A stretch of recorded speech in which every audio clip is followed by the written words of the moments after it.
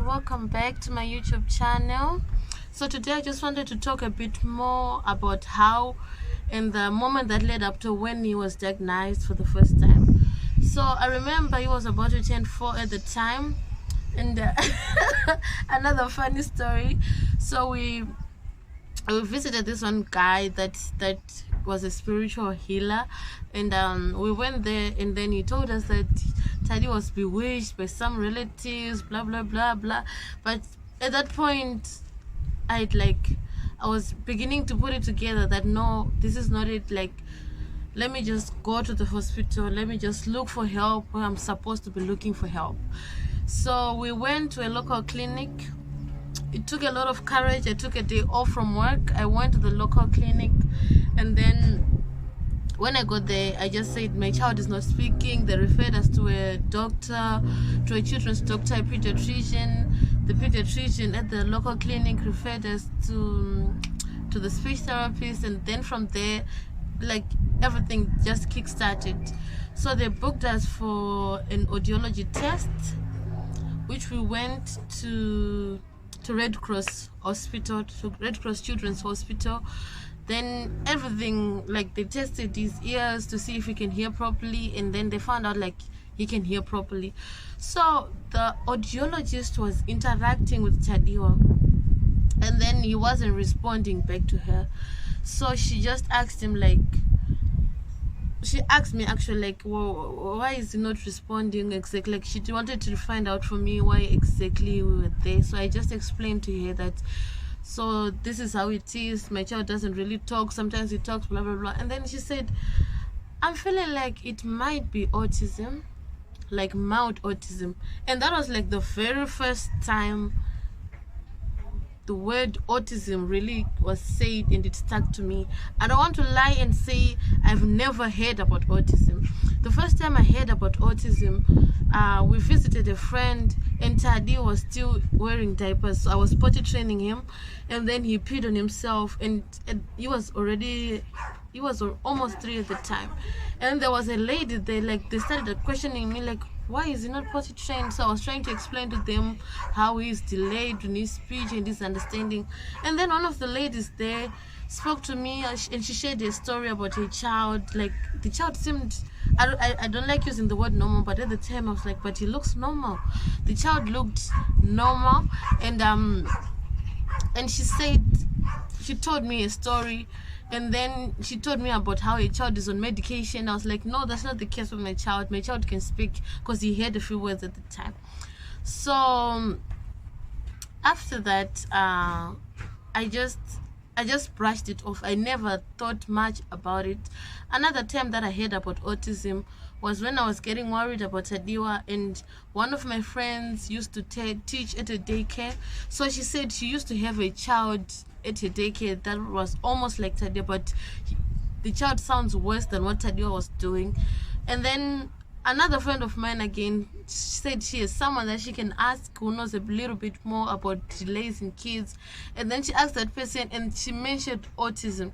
I went on the internet and I researched the signs of autism, and it felt like those were not what, you know how when you look at something and you don't want it to be true, and then you're like, no, it's not autism, because the signs that were there, Tadiwa wasn't doing some of them. So I just brushed it off.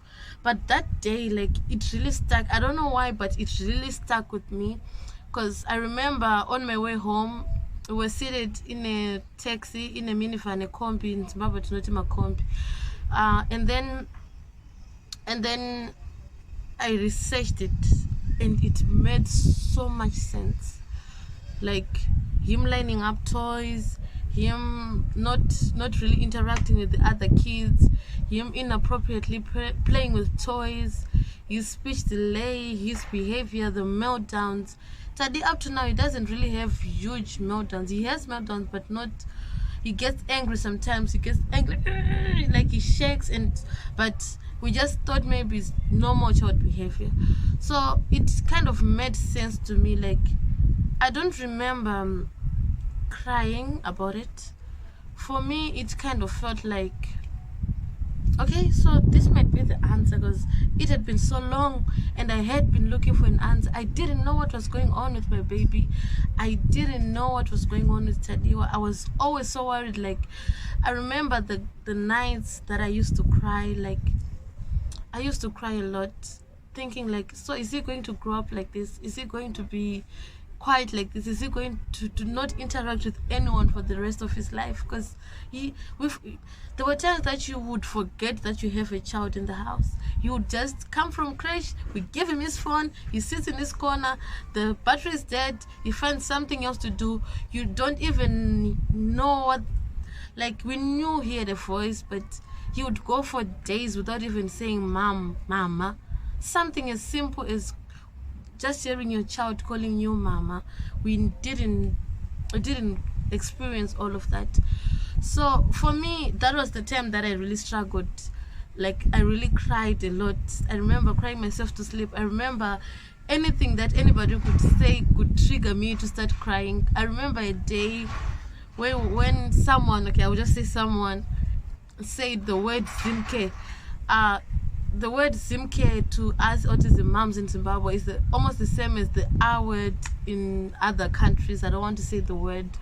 So it's so painful and so heartbreaking. I remember crying a lot because of that. But finally, that one word from the audiologist saying it might be mild autism, it made so much sense, because from there I went home, I researched. I love researching. I researched a lot. I looked for information. I looked for whatever I could find on the internet, like, to try to make sense. We went back to the speech therapist. We told them the results. They booked us for a pediatrician at New Somerset Hospital. We went to New Somerset Hospital. That's when they diagnosed Tadiwa with autism. Like, they had us fill this form, and he ticked yes on a lot of them. So the first report was suspected autism. The second report was mild autism. So when you knew now that we were working with a child that needed help, it was not easy. Like, there were a lot of therapy sessions right at the beginning, but the more the information that I got, the more it became easier, the more it made more sense. So my advice to anyone who's in this stage right now, like, for me, I don't remember crying like when I was told that my child is on the spectrum.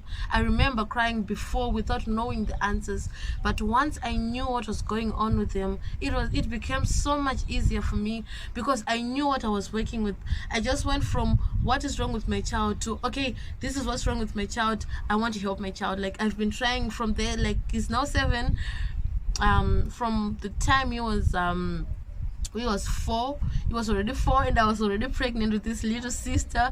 And then from there, it has just been me trying to look for answers, trying to look for help, and then it's working out.